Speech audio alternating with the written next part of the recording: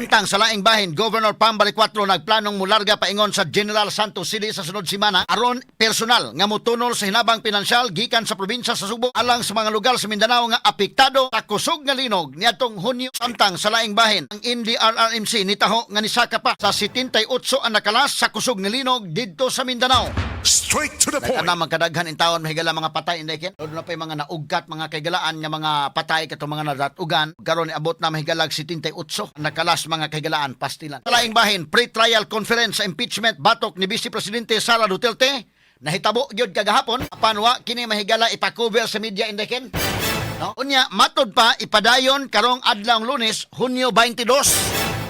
Natapos gahapon ang marking of evidence sa usalang ka article of impeachment ug tiwason pa ang laing tulo sa sunod nga semana. Ug hinaot pa mahigala nga ilan ang ipakita sa media ang susunod mosunod pa nga mga panghitabo labot ani mga higala para nga makatutok sa nagkatawhan, makasabot ng katawhan unsa gining hitabo ang mga sukit ni paminaw.